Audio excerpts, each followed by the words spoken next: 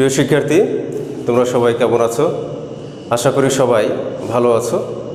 বর্ণমালা আদর্শ উচ্চ বিদ্যালয় ও কলেজ কর্তৃক আয়োজিত অনলাইন ক্লাসে তোমাদের স্বাগতম। তোমাদের সাথে আমি আছি জিএম হাসিব, সহকারী শিক্ষক, ব্যবসায় শিক্ষা।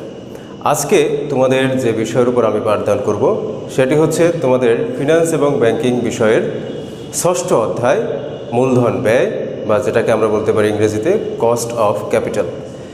এই অধ্যায়ের পূর্বেও দুটি ক্লাস আপলোড করা আছে, তোমরা চাইলে সেখানের সেই ক্লাস দুটি দেখে নিতে পারো। তোমাদের ভিডিওর লিঙ্কে গিয়ে সেই ক্লাসটি সার্চ দিলে অবশ্যই সেটা পাওয়া যাবে। আজকে আমি এই অধ্যায়ের উপর একটি সৃজনশীল প্রশ্ন নিয়ে এসেছি, সেটি সম্পর্কে বিস্তারিত আলোচনা করব এবং গাণিতিক সমস্যাগুলো সমাধান করার চেষ্টা করব। তো চলো দেখো বোর্ডে কি আছে, আমরা একটু খেয়াল করি। স্কয়ার লিমিটেডের মূলধন কাঠামো নিম্নরূপ। একটা প্রতিষ্ঠান যেটার মূলধন সংগ্রহ করেছে, সে কিভাবে ব্যবসা যখন শুরু করলো তখন সেই সংগ্রহিত অর্থকে আমরা বলি কি মূলধন। এই মূলধনের কিছু ব্যয় রয়েছে, সেটা কিভাবে হতে পারে? যেমন আমি যদি ঋণ গ্রহণ করি, ঋণের উপরে আমাকে সুদ দিতে হয়। যদি আমি শেয়ারের মাধ্যমে অর্থ সংস্থান করি তাহলে আমাকে কি করতে হয়? যারা শেয়ারের মালিক তাদেরকে বলা হয় শেয়ার হোল্ডার। সেই শেয়ার হোল্ডারকে আমার কোম্পানির লাভের অংশ অর্থাৎ লভ্যাংশ প্রদান করতে হয়।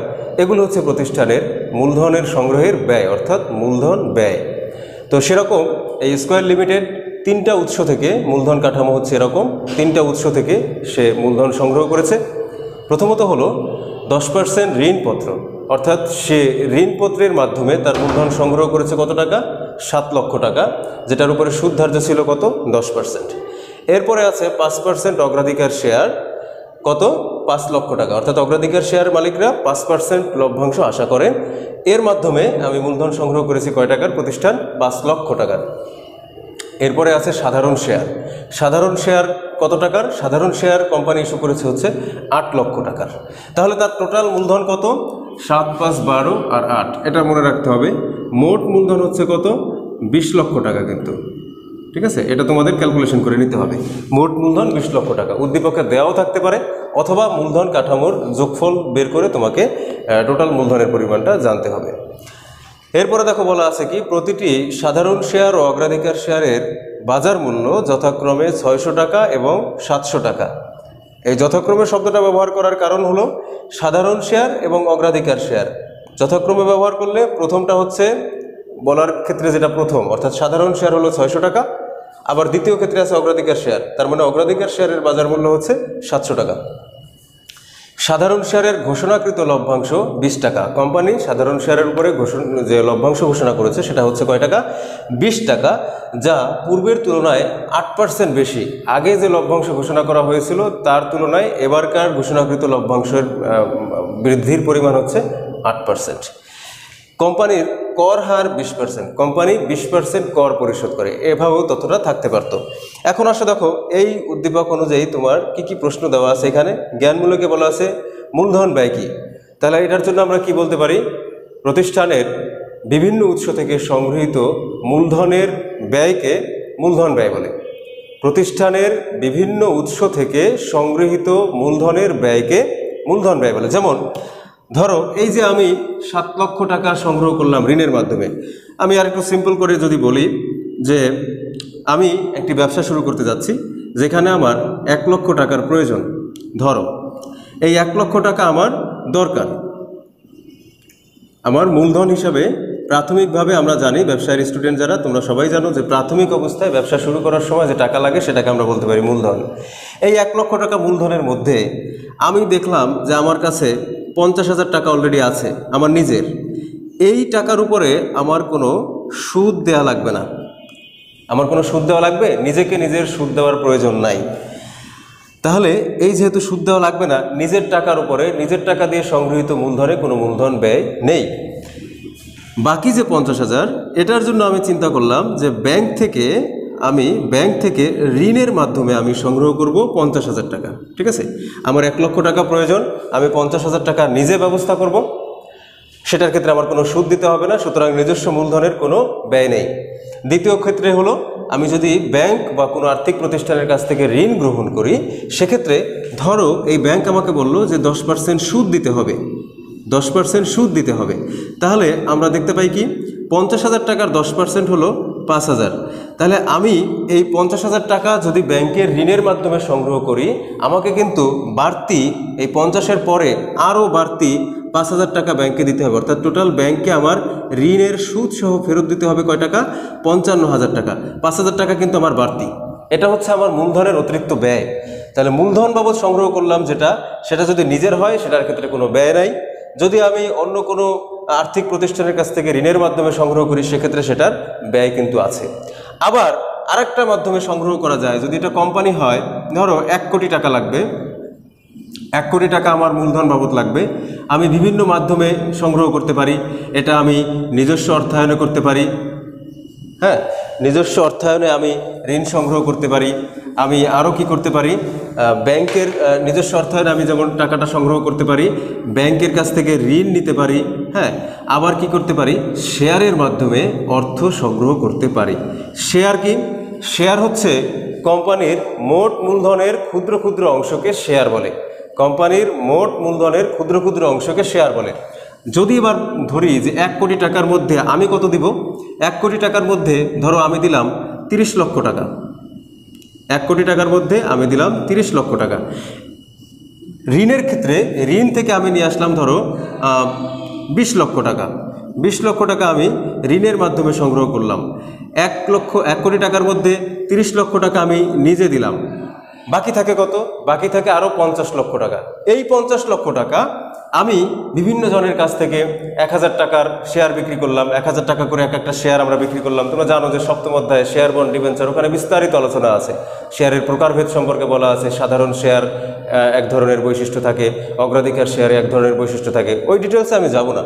আমি শুধু বলবো যে এখানে আমার এই 1 কোটি টাকার মধ্যে 50 লক্ষ টাকা আমি এভাবে সংগ্রহ করলাম। একটা হলো নিজে দিলাম, ব্যাংক থেকে ঋণ নিলাম। আর একটা হলো শেয়ারের মাধ্যমে সংগ্রহ করলাম। তো শেয়ারের মাধ্যমে যারা আমাকে, আমার কোম্পানিকে যারা টাকা দিল, তাদের তো একটা আশা আকাঙ্ক্ষা থাকে। সেই আশা আকাঙ্ক্ষাটা কি?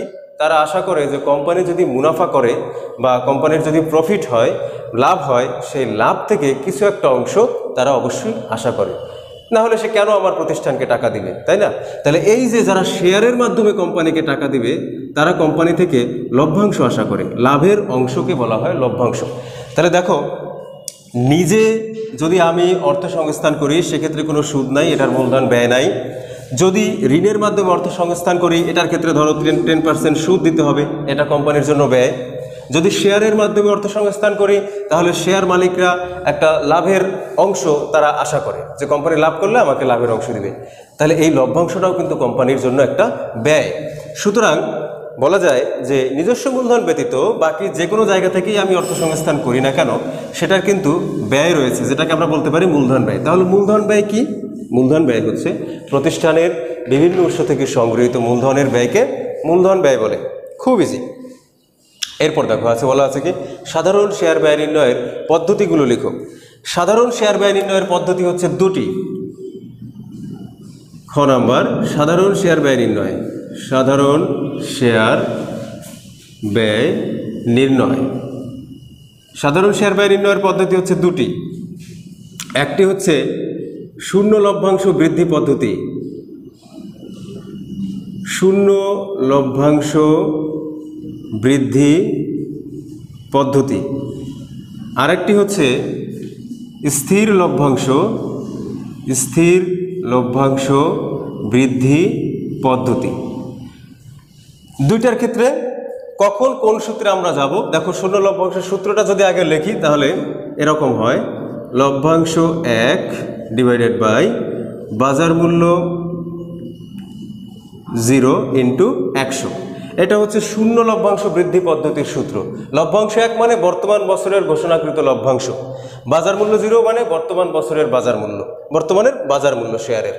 স্থির লভ্যাংশের সূত্রটা কি? স্থির লভ্যাংশের সূত্র হচ্ছে লভ্যাংশ 1 ডিভাইডেড বাই বাজার মূল্য 0 প্লাস বৃদ্ধির হার। এগুলো সবই তোমরা জানো, এগুলো সব রিভিশন, ক্লাস 10-এ এটা রিভিশন। তারপরে লিখে দিচ্ছি তোমাদের মনে করানোর জন্য। লভ্যাংশ 1 ডিভাইডেড বাই বাজার মূল্য 0 প্লাস বৃদ্ধির হার ইন্টু 100। এই লভ্যাংশ 1-কে আবার একটু ভাঙানো যায়। লভ্যাংশ 1-কে যদি আমি ভাঙাই তাহলে হবে লভ্যাংশ 0 ইন্টু 1 প্লাস বৃদ্ধির হার ডিভাইডেড বাই, বাকি যা আছে সব সেম থাকবে, ডিভাইডেড বাই বাজার মূল্য 0 প্লাস এখানে কি ছিল বৃদ্ধির হার ইনটু 100। তাহলে দেখো সব কিছুই কিন্তু সেম।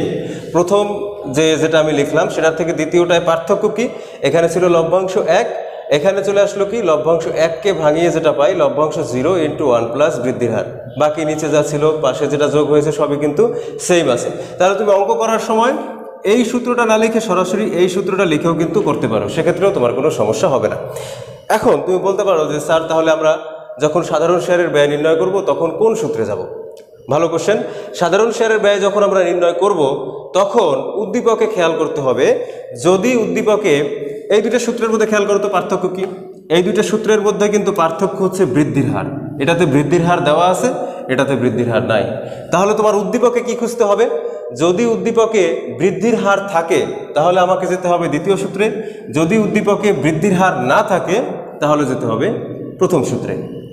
দেখো এই উদ্দীপকে কিন্তু বলা আছে যা পূর্বের তুলনায় 8% বেশি, সাধারণ শেয়ারের ঘোষণাকৃত লভ্যাংশ 20 টাকা, যা পূর্বের তুলনায় 8% বেশি, এটাই হচ্ছে বৃদ্ধির হার। কয় পার্সেন্ট বৃদ্ধি পেয়েছে? 8%। তাহলে যেহেতু আমাদের এই উদ্দীপকে বৃদ্ধির হার দেওয়া আছে, পরবর্তীতে যখন আমার এই সলিউশন করার জন্য যখন সাধারণ শেয়ারের ব্যয় নির্ণয় করার প্রয়োজন পড়বে তখন আমরা কোন সূত্রে যাব? দ্বিতীয় সূত্রে। খ নাম্বার শেষ। এবারে আসো আমরা গয়ে চলে যাই। গয়ে কি বলা আছে? গয়ে বলা আছে সাধারণ শেয়ার ব্যয় ও অগ্রাধিকার শেয়ার ব্যয় নির্ণয় করো। তাহলে এখন আমরা সাধারণ শেয়ার ব্যয় নির্ণয়ের যে সূত্রটা বললাম এইমাত্র সেই সূত্রটা আবার একটু লিখতে হবে। গ নাম্বার সাধারণ শেয়ার ব্যয়, যেহেতু আমাদের বৃদ্ধির হার দেওয়া আছে তাহলে কোন সূত্রটা যেন হবে? দ্বিতীয়টা, স্থির লভ্যাংশ বৃদ্ধির সূত্র। তো সেখানে আমি বলেছিলাম লভ্যাংশ 1কে ভাঙিয়ে দ্বিতীয় লাইনে যাওয়া যায়, তাহলে সেখান থেকে আমি শুরু করি। শুরু করলে হবে লভ্যাংশ 0 ইন্টু 1 প্লাস বৃদ্ধির হার ডিভাইডেড বাই বাজার মূল্য 0 প্লাস বৃদ্ধির হার ইন্টু 100। এবার তোমার যা যা প্রয়োজন সেগুলো তোমাকে সাইড নোটে লিখতে হবে। এই উদ্দীপকের এই অ্যান্সার করার জন্য তোমার যা যা দরকার সেই জিনিসগুলো তুমি সাইড নোটে লিখবা। কীরকম? লভ্যাংশ 0, এটা কিভাবে আমি পাবো? এখান থেকে দেখি আমার যা যা লাগবে একটু লিখে নিই। লভ্যাংশ 0, এটার মানে হলো বর্তমান বছরের ঘোষণাকৃত লভ্যাংশ। কোনটার? সাধারণ শেয়ারের। তাহলে সাধারণ শেয়ারের ঘোষণাকৃত লভ্যাংশ হলো 20 টাকা, আমরা এখানে লিখব 20। আর কি প্রয়োজন তোমার? বৃদ্ধির হার। বৃদ্ধির হার, বৃদ্ধির হার কত খুঁজে বের করি। এখানে দেখো এই যে 8% বেশি, এটাই হচ্ছে বৃদ্ধির হার 8%। বা এটাকে কি করতে হবে? 8কে 100 দিয়ে ভাগ করে দশমিকে আনতে হবে, তাহলে হবে 0.08। ঠিক আছে? বৃদ্ধির হার তোমাদের একটা টেকনিক বলেছিলাম যে যেখানে হার বলা থাকবে সেক্ষেত্রে তোমাদের কি করতে হবে? 100 দিয়ে ভাগ করে দশমিকে নিয়ে আসতে হবে, অঙ্কের প্রয়োজনেই এটুকু তোমার করতে হবে। এবার হলো বাজার মূল্য 0, বাজার মূল্য 0 অর্থাৎ বর্তমান বছরের বাজার মূল্য। কোনটার? সাধারণ শেয়ারের। তাহলে সাধারণ শেয়ারের বাজার মূল্য কত? দেখো প্রতিটি সাধারণ শেয়ার অগ্রাধিকার শেয়ারের বাজার মূল্য যথাক্রমে, তার মানে সাধারণ শেয়ারের জন্য আছে কত? 600। তাহলে বাজার মূল্য হলো 600। তোমার যা যা প্রয়োজন তা কিন্তু তুমি সাইড নোটে নিয়েছো। এবার জাস্ট মান বসাও, মান বসিয়ে অঙ্কটার অ্যান্সার চলে আসবে। লভ্যাংশ 0-র জায়গায় বসবে 20, 1 যোগ বৃদ্ধির হার কত? 0.08 ডিভাইডেড বাজার মূল্য কত? 600 প্লাস বৃদ্ধির হার 0.08 ইন্টু 100। এটা তুমি সায়েন্টিফিক ক্যালকুলেটারে কিন্তু একবারেই করতে পারো। তো সেটা আমরা দেখো যেখানে যেভাবে যা আছে ব্র্যাকেটগুলোও তোমাকে কিন্তু সেম দিতে হবে। তুমি কিভাবে উঠাবে এটাও আমি বলে দিই। প্রথমে দিতে হবে তোমাকে সেকেন্ড ব্র্যাকেট, ক্যালকুলেটারের সেকেন্ড ব্র্যাকেট সায়েন্টিফিক ইউজ করতে পারবে না, ওই ফার্স্ট ব্র্যাকেট দিয়ে সেকেন্ড ব্র্যাকেটের কাজ করতে হবে। এরপরে হলো লিখবে উপরের অংশটুকু 20, আবার তোমাকে কি করতে হচ্ছে? ব্র্যাকেট দিতে হচ্ছে 1 প্লাস 0.08 ব্র্যাকেট বন্ধ করতে হবে। কোনো একটা ব্র্যাকেট যদি এখানে তোমার মিস হয়, এটা কিন্তু মনে রাখতে হবে, কোনো একটা ব্র্যাকেট যদি তুমি মিস করো বা কোনো চিহ্ন মিস করো তাহলে কিন্তু সঠিক অ্যান্সারটি আসবে না। ভাগ দিয়ে কত? এই যে দাগ, এটা কি ভাগ চিহ্ন, ভাগ 600। এরপর আবার এই চিহ্নটা কি দিতে হবে? প্লাস 0.08, এরপরে কি এই যে একটা ব্র্যাকেট, এটা কিন্তু তোমাকে বন্ধ করতে হবে, ব্র্যাকেট ক্লোজ, এরপরে ইনটু 100, 11.6, ঠিক আছে। এটা ক্যালকুলেটারে সবাই করে দেখবে, 11.6%, সাথে একটা পার্সেন্ট দিতে হবে, অর্থাৎ আমার সাধারণ শেয়ারের ব্যয় কত? সাধারণ শেয়ারের ব্যয় হচ্ছে 11.6%। এটা আমরা এখানে একটু ছোট করে লিখে রাখি যে সাধারণ শেয়ারের ব্যয় হচ্ছে 11.6%। পরবর্তীতে এটা আমাদের লাগবে, যেহেতু আমি এখানে মুছে ফেলবো এই কারণে। আবার বলেছে যে অগ্রাধিকার শেয়ার ব্যয় নির্ণয় করো। আমরা বের করলাম সাধারণ, এরপরে বের করব অগ্রাধিকার শেয়ার। অগ্রাধিকার শেয়ার ব্যয় নির্ণয়ের সূত্র কি তোমাদের আগেই বলেছি, উপরে থাকবে শেয়ার মালিকের প্রত্যাশিত লভ্যাংশ ডিভাইডেড শেয়ারের বর্তমান বাজার মূল্য ইন্টু 100। তাহলে লিখি অগ্রাধিকার শেয়ার ব্যয়। এই অধ্যায়ের বিস্তারিত তাত্ত্বিক আলোচনা সহ সকল সূত্রের ব্যাখ্যা আমার পূর্বের ক্লাসে আপলোড করা আছে, সেখান থেকে তোমরা দেখে নিতে পারো। তাহলে অগ্রাধিকার শেয়ার ব্যয় এটা হবে শেয়ার মালিকদের প্রত্যাশিত লভ্যাংশ ডিভাইডেড শেয়ারের বর্তমান বাজার মূল্য ইন্টু 100। দেখো খুব সিম্পল, জাস্ট উদ্দীপকে চলে যাব, সূত্রটা মনে থাকলেই তোমার অ্যান্সার হয়ে যাবে। শেয়ার মালিকদের প্রত্যাশিত লভ্যাংশ, অগ্রাধিকার শেয়ারের উপরে শেয়ারে যারা বিনিয়োগ করেছে তারা কত পার্সেন্ট লভ্যাংশ আশা করে? এই যে 5%। শেয়ার মালিকরা কয় পার্সেন্ট লভ্যাংশ আশা করে? 5%। তাহলে এখানে বসাবো 5। শেয়ারের বর্তমান বাজার মূল্য কোনটা? আমরা যেহেতু অগ্রাধিকারে আছি, তাহলে অগ্রাধিকারের বাজার মূল্য কত? 700 টাকা ইন্টু 100। কত আসে দেখো তো? 5কে তোমার ভাগ করতে হবে কত দিয়ে? 700 দিয়ে। 5/700 ইন্টু 100। 5/700 ইন্টু 100। খুব অল্প পরিমাণে 0.714। এখানে 1%ও লাভ হয় না, 0.714% হতেই পারে, যে কোনো কিছু হতে পারে, লাভ নাও হতে পারে। তাহলে আমরা এখানে লিখে দিই, এই যে অগ্রাধিকার শেয়ার কই গেল, সাধারণ শেয়ার এটা এখানে চলে আসবে, সাধারণ শেয়ার এটা, আর অগ্রাধিকার শেয়ারে আসতেছে আমাদের কত? 0.714। 0.714, খুব অল্প পরিমাণে লাভ হয়েছে, মানে লভ্যাংশ দিতে হবে অগ্রাধিকারের ক্ষেত্রে খুব অল্প পরিমাণে। এরপরে তোমাকে বলেছে কি, ঘ নম্বরে চলে যাই, গড় মূলধন ব্যয় নির্ণয় করো। গড় মূলধন ব্যয় কিভাবে পাওয়া যায়?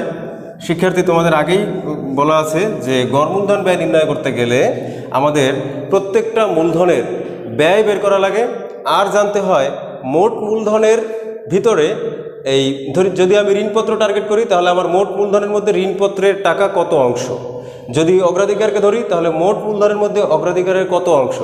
অর্থাৎ গড় মূলধন বের করতে গেলে আমার প্রত্যেকটা মূলধন উৎসের ব্যয় জানা লাগে এবং প্রত্যেকটা মূলধনের অংশ জানা লাগে। তাহলে আমি এখন ঘয়ে চলে যাই, গড় মূলধন ব্যয়। গড় মূলধন ব্যয় নির্ণয়, এই কথাটুকু বললাম। বলার পরে এবার চিন্তা করি আমার কাছে কি কি নির্ণয় করা আছে। আমার কাছে নির্ণয় করা আছে অগ্রাধিকার শেয়ার ব্যয়। অগ্রাধিকার শেয়ার ব্যয়, অগ্রাধিকার শেয়ার ব্যয় কত? ওই যে বলে রাখছিলাম, এটা মনে রাখতে হবে কত?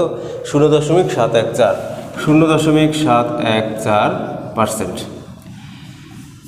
আমার জানা আছে সাধারণ শেয়ার ব্যয়, সেটাও লিখি, সাধারণ শেয়ার ব্যয়। সাধারণ শেয়ার ব্যয় আমার কত জানা আছে? দেখো এখানে লেখা আছে 11.6%। 11.6%। এখন এটা তো গেল অগ্রাধিকার আর সাধারণ, একটা বাকি থেকে গেল ঋণপত্র। ঋণ মূলধন ব্যয়, ঋণ মূলধন বা এখানে ঋণপত্র আছে, আমরা ঋণপত্রের ব্যয় লিখি, ঋণপত্রের ব্যয়। ঋণপত্রের ব্যয় কত? 10%। 10%, কিন্তু না, এটা হবে না। কেন হবে না? দেখো উদ্দীপকে কিন্তু এই যে বলা আছে কোম্পানির কর হার 20%। যেই উদ্দীপকে কর হার উল্লেখ থাকবে সেখানে আমরা এই ঋণপত্রের সাথে যে ব্যয়ের হার উল্লেখ থাকবে এটা নিতে পারবো না। এটা একটা সূত্রের মাধ্যমে নতুন করে কর সমন্বয় করে তারপরে ব্যয় বের করতে হয়। সেই সূত্রটা কি? কর পূর্ব ঋণ মূলধন ব্যয় ইন্টু 1 - কর হার। তাহলে কর পূর্ব ঋণ মূলধন ব্যয় কত, এই যে এটা কিন্তু কর বাদ দেওয়ার আগে বা কর ধার্য করার আগে, তাহলে ওইটাকে আমরা লিখি 10 ইন্টু 1 মাইনাস কর হার কত, যেখানে হার বলা আছে সেখানে নিতে হবে কি দশমিকে 0.2। ক্যালকুলেটারে যদি তুমি 20কে 100 দিয়ে ভাগ দাও, এই 20কে যদি 100 দিয়ে ভাগ দাও তাহলে আসবে 0.2। ওকে, এটা কিন্তু আমরা পেলাম। তাহলে এখানে কত হবে 10 ইন্টু 0.8, এটা হবে 8%। ঋণপত্রের ব্যয় কত পেলাম তাহলে 8%। তো সবগুলোর তো ব্যয় পেলাম, এখন বের করতে হবে কি প্রত্যেকটা মূলধনের অংশ। সিরিয়াল অনুযায়ী যদি আমি আসি তাহলে বলতে পারি অগ্রাধিকার শেয়ার অংশ, অগ্রাধিকার শেয়ার অংশ। আমাদের মোট মূলধন কত, মোট মূলধন হচ্ছে 20 লক্ষ। এই 20 লক্ষ টাকার মধ্যে আমার অগ্রাধিকার শেয়ার মূলধনে কয় টাকা দেওয়া আছে, অগ্রাধিকার শেয়ার মূলধনে আছে 5 লক্ষ টাকা। এখানে আমরা একটু শর্ট নোটে লিখে দিব যে হিসাব সমান লক্ষ্যে বা হিসাব লক্ষ্যে করা হয়েছে, অর্থাৎ এই যে 5 লিখলাম 5 কিন্তু লক্ষ, 20 লিখলাম 20 লক্ষ। ঠিক আছে, তাহলে এখানে এটা কত হবে 0.25। এরপরে কি দরকার তোমার, সাধারণ শেয়ার অংশ। সাধারণ শেয়ার অংশ আমাদের মোট মূলধন হচ্ছে 20 লক্ষ, 20 লক্ষ টাকার মধ্যে সাধারণ শেয়ারের আছে কত 8 লক্ষ টাকা। এটা কত হবে, এটা একটু ক্যালকুলেটর ইউজ করে দেখি, ওটা খুব ইজি ছিল। 8 ভাগ 20 কত হবে 0.4, 0.4। আর একটা কী থাকে তাহলে, অগ্রাধিকার নিলে সাধারণ নিলে ঋণ, ঋণপত্রের অংশ। টোটাল মূলধন হচ্ছে 20 লক্ষ, ঋণপত্রে কত 7 লক্ষ, তাহলে কত হবে 7 ভাগ 20, 7 ভাগ 20, এটা হবে 0.35, 0.35। এবার আমি ডান দিকের অংশটুকু বুঝতে পারি, কারণ আমার আর প্রয়োজন নাই, এই উদ্দীপকের আর প্রয়োজন নাই, অঙ্কের শেষ পর্যায়ে চলে আসছে, আর 1 মিনিটের কাজ বাকি আছে আমার, সুতরাং এটার আর প্রয়োজন নাই। তোমরা সবাই জানো যে কি গড় মূলধন ব্যয় বের করতে গেলে দুইটা জিনিস লাগে, প্রত্যেকটা মূলধন উৎসের ব্যয় লাগে, প্রত্যেকটা মূলধন উৎসের অংশ লাগে। তো সেগুলো আমরা পেয়ে গেছি, এখন কি করব, সুতরাং গড় মূলধন ব্যয় নিচে চলে যাই ইকুয়াল টু প্রত্যেকটা মূলধন উৎসের ব্যয়ের সাথে প্রত্যেকটা মূলধনের অংশ গুণ করব। ধরো তুমি যদি এই দিক থেকে আসো, অগ্রাধিকার, অগ্রাধিকারের ব্যয় কত 0.714 গুণ হবে অগ্রাধিকার শেয়ারের অংশ, অংশ কত 0.25, 0.25। আবার ব্র্যাকেট বন্ধ করে প্লাস দিতে হবে। পরেরটা আসো, সাধারণ শেয়ারের ব্যয় কত 11.6 গুণ সাধারণ শেয়ারের অংশ কত 0.4। মনে রাখতে হবে একটার সাথে কিন্তু আরেকটা গোলানো যাবে না, অগ্রাধিকারের ব্যয়ের সাথে সাধারণ শেয়ারের অংশ গোলানো যাবে না, যেটার সাথে যেটা ওইটার সাথে ওইটা দিতে হবে, প্লাস। এবার তোমার শেষে থাকে ঋণপত্রের ব্যয় কত, ঋণপত্রের ব্যয় হচ্ছে 8%।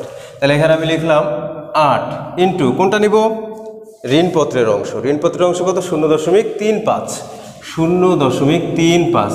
এবার তুমি ক্যালকুলেটর হাতে নিয়ে কি করবে, এই দুইটার গুণ করে বসাতে হবে এরকম দরকার নাই, এই দুইটার গুণ করে বসাতে হবে তারপর শেষে গিয়ে যোগ করবে এরকম দরকার নেই। সায়েন্টিফিক ক্যালকুলেটারে সব কিছু ব্যবহার করা যায়, এখানে যা যা আছে, ব্র্যাকেট ব্যবহার করা যায়, ব্র্যাকেট বন্ধও করা যায়, মাঝখানে গুণ দেওয়া যায়, প্লাস চিহ্ন দেওয়া যায়, সব কিছুই করা যায়। তো সময় আমরা যত কম খরচ করতে পারি পরীক্ষার সময় এটা খেয়াল রাখতে হবে। তো এক্ষেত্রে কাটবে কিনা অ্যান্সার, শিক্ষক কাটবে কিনা, কোনো কাটার সুযোগ নাই, এটা কিন্তু তোমার কারেক্ট। তুমি যদি একবারে অ্যান্সারটা বসাও কোনো সমস্যা নেই। কি করতে হবে, ফার্স্ট ব্র্যাকেট, তাহলে যেটা আমি বলছি সেটাই আমি করব, তোমরাও ক্যালকুলেটারে সেমভাবে করবে। প্রথমে নিব ফার্স্ট ব্র্যাকেট, এরপরে 0.714 ইন্টু 0.25, কী করতে হবে ব্র্যাকেট বন্ধ, মাঝখানে একটা প্লাস চিহ্ন আছে। কোনো সাইন যদি তুমি ভুল করো তাহলে তোমার সঠিক উত্তরটি আসবে না। 11.6 এরপরে গুণ কত 0.4 ব্র্যাকেট বন্ধ, আবার মাঝখানে দিতে হবে প্লাস, ব্র্যাকেট শুরু 8 ইন্টু 0.35 ব্র্যাকেট বন্ধ, আসে কত 7.6185, 7.6185। এতখানি আমাদের লেখার দরকার নাই, দশমিকের পরে 2 ঘর লিখলেই হবে। এই পর্যন্ত লিখে তুমি একটা পার্সেন্ট চিহ্ন দিয়ে দিবে। তাহলে এবার তো বুঝতে পারলে যে গড় মূলধন ব্যয়, এভারেজে তার মূলধনের ব্যয় কত। গড় করলে তার মূলধনের ব্যয় আসে 7.61। সেটা কিভাবে পেলাম? প্রত্যেকটা মূলধনের ব্যয় বের করেছি। যেমন এটা ছিল আমার একটা মূলধন ব্যয়, এটা মূলধন ব্যয়, এটা মূলধন ব্যয়। যেই মূলধন ব্যয় সেইটার সাথে আমি সেইটার অংশ গুণ করেছি। এটা একটা অংশ, এটা একটা অংশ, এটা একটা অংশ, গুণ করে যেটা আসে সেটাই। প্রিয় শিক্ষার্থী, আশা করি তোমরা আজকের ক্লাসটি খুব ভালোভাবে বুঝতে পেরেছো। তারপরেও যদি কোনো সমস্যা থেকে থাকে, বুঝতে কোথাও সমস্যা হয়, এই ভিডিওর যে আপলোড করা থাকবে সেখানের কমেন্ট বক্সে আমাকে সেটি অবশ্যই জানাতে ভুলবে না। পরবর্তী ক্লাসে সেই সমস্যার উপরে বা তোমাদের জিজ্ঞাসার উপরে আমি উত্তর করার চেষ্টা করব। আশা করি সবাই বাসায় অবস্থান করবে, পড়াশোনা ঠিকমতো চালিয়ে যাবে। ভালো থাকো, সুস্থ থাকো, আল্লাহ হাফেজ।